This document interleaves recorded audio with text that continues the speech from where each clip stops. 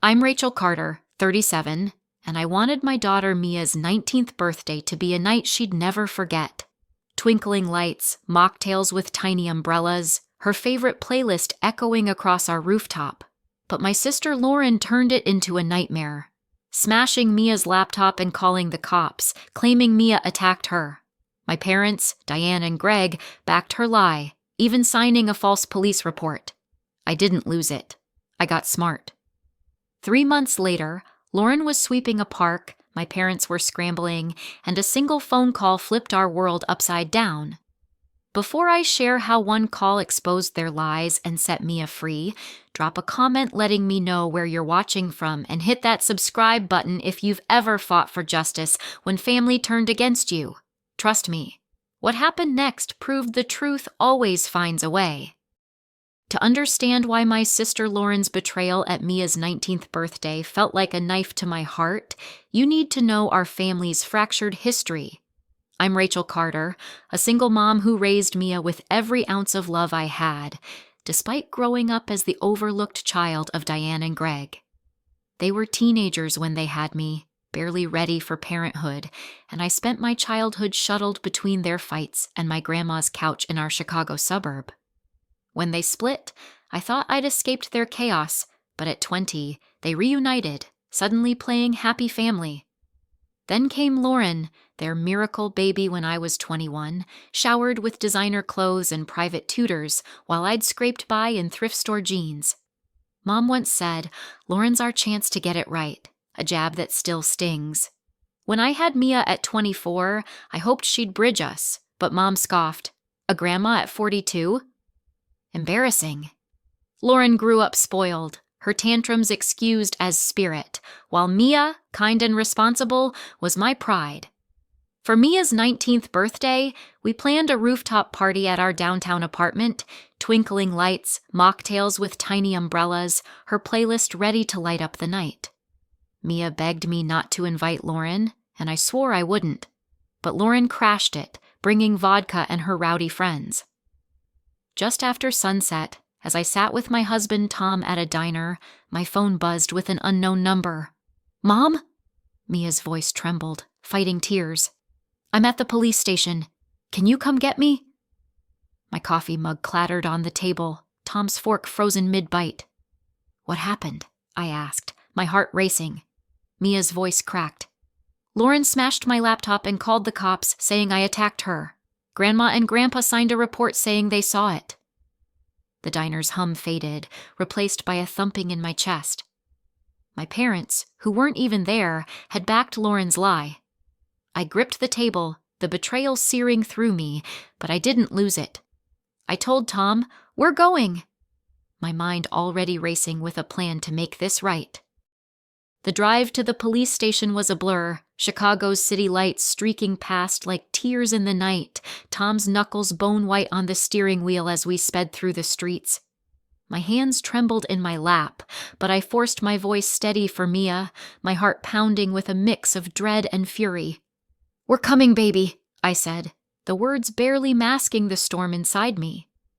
The station loomed ahead, a stark, fluorescent-lit box that reeked of stale coffee and disinfectant, its rows of hard plastic chairs creaking under my weight as we waited. A bored officer with a clipboard shuffled out, his eyes glued to his papers. "She's being released, no charges yet," he said, his voice flat. "But she's under investigation for assault." "Assault?" I snapped, sharper than I meant, my voice echoing off the cold tiles. "That's the claim," he shrugged, already turning away. Then Mia appeared, her mascara streaked down her cheeks like dark rivers, clutching a Ziploc bag with the jagged remains of her laptop, her shoulders hunched as if the life had been drained from her. My chest tightened, a mother's instinct screaming to shield her from this nightmare. In the car, she stared at her lap, her voice barely a whisper. "It was supposed to be perfect, Mom." Lauren showed up with her friends, waving vodka bottles, laughing like they owned the place. I told them to leave. They weren't invited. She grabbed my laptop off the table, screamed I was being dramatic, and threw it off the roof. I heard it smash on the street below.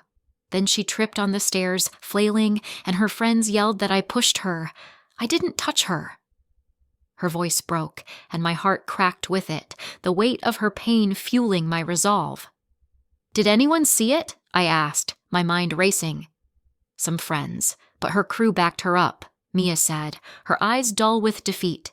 Then, like a lightning bolt, it hit me. The GoPro I'd tucked on a rooftop ledge to capture the party for a surprise video, its lens angled to catch the twinkling lights and skyline. "The camera," I said, my pulse quickening with a flicker of hope. At home, we huddled around Tom's laptop, the screen's glow casting shadows on our tense faces. The footage was crystal clear, the golden hour bathing the rooftop in a warm glow, Mia's party buzzing with laughter, until Lauren strutted in, vodka bottle in hand, her friends trailing like a pack. Mia, calm but firm, told them to leave. Lauren rolled her eyes, snatched the laptop, and hurled it over the edge, the crash echoing like a gunshot. She wobbled in her heels, tripped on the stairs, and flailed like a bad actress, her friends screaming that Mia pushed her, though Mia stood frozen, hands raised in surrender. "We've got her," I said, my voice steady with conviction, saving the file as a surge of determination coursed through me. This wasn't just a video, it was the truth, and I was ready to fight for it. That night, I stood by my apartment window, the distant hum of Chicago's traffic a faint echo against the storm in my chest. I dialed Mom, my fingers gripping the phone as the city's lights twinkled below, a cruel contrast to the darkness of her betrayal. "I saw your Instagram story," I said, forcing my voice to stay steady, though it trembled with suppressed rage. "Lauren wasn't pushed. She smashed Mia's laptop and tripped. I've got the GoPro footage to prove it." Silence stretched, heavy and sharp, before Mom's voice cut through cold as ice. "You're siding with your daughter over your sister? That video's fake. Tom probably cooked it up with some AI nonsense to make Lauren look bad." I blinked, stunned, the words slicing like a blade. "It's real, Mom. Watch it," I said, my throat tight. I sent the GoPro clip and hung up, my heart pounding in the quiet. 5 minutes later, she called back, her voice a venomous hiss. "You're tearing this family apart, Rachel. Send that to the cops, and you're no daughter of mine." Her threat landed like a punch, but I didn't flinch. The truth was my shield, and Mia's innocence was worth more than her approval. By morning, I'd hired Rachel, a lawyer whose reputation for dismantling lies was legendary. We met in her cluttered office, the air thick with the scent of old books and coffee. She watched the GoPro footage, her sharp smirk growing as Lauren's actions played out. "This is gold," she said, leaning back in her chair. "But we need more to nail them." Mia's friends, Jake and Sarah, stepped up with written statements detailing how Lauren crashed the party and lied about the assault. We dug into the laptop's cloud data, pulling receipts that proved it was Mia's, worth $1,200, its shattered remains a symbol of Lauren's cruelty. Then I stumbled on a gold mine.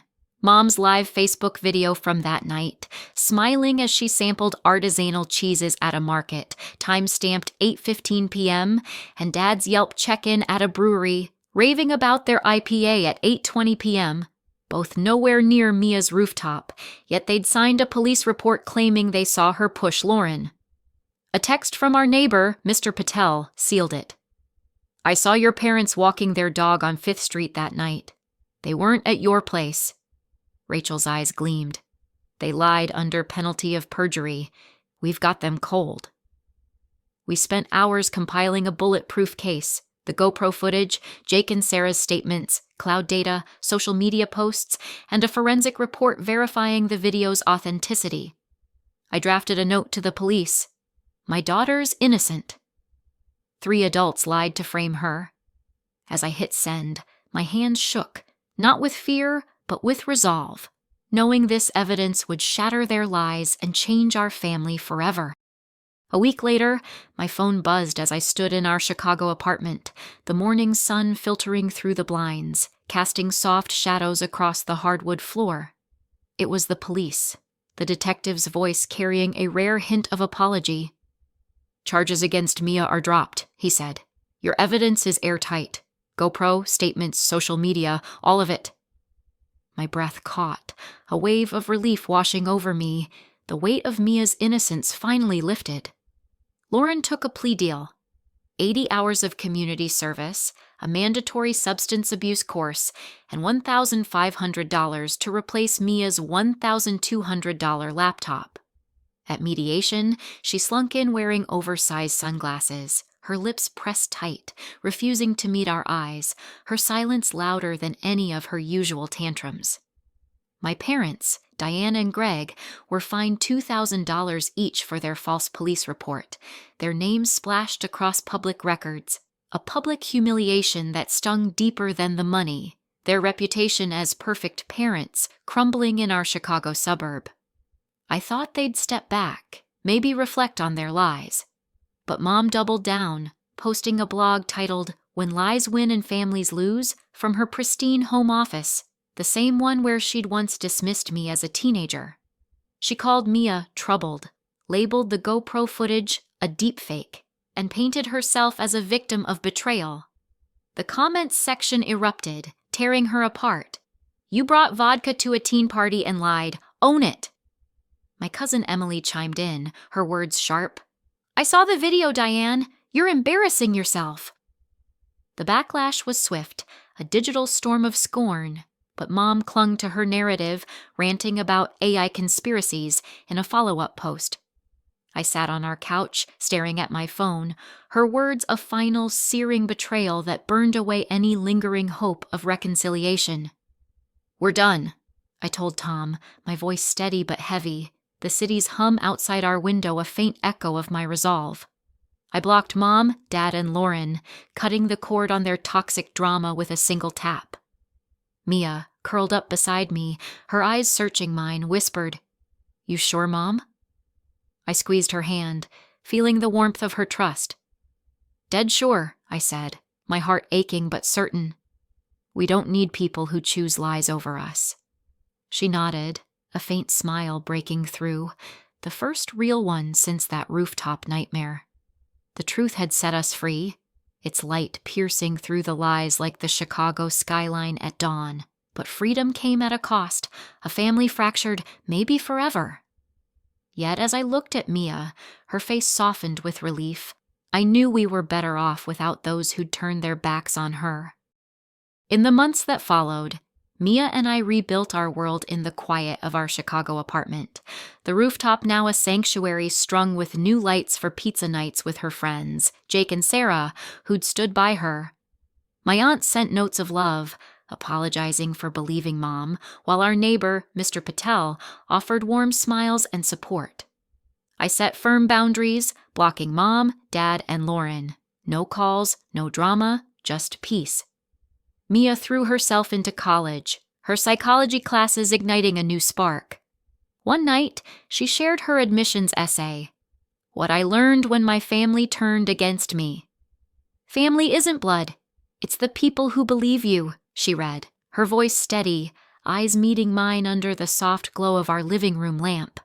I hugged her tight, tears prickling, her strength anchoring me. "You're braver than I'll ever be," I whispered.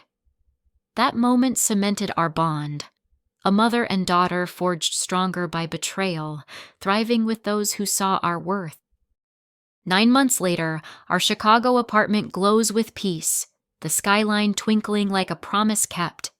Mia's thriving in college, her psychology major a testament to her strength, her laughter lighting up pizza nights with Jake and Sarah, friends who show up without strings. Lauren finished her community service, grumbling through park cleanup, while Mom and Dad's silence speaks volumes. We've built a family of choice, my aunt's loving calls, Mr. Patel's warm smiles, people who believe us. That night Lauren crashed Mia's birthday could have broken us, but it taught me family isn't blood. It's belief.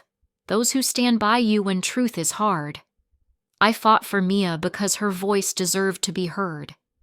If you've ever fought family for justice or redefined who's in your corner, know this. Your strength shapes your story. Drop your fight in the comments. I'd love to hear it. Smash that like button, subscribe for more tales of truth, and share with someone who needs to hear. Your worth lies in the justice you claim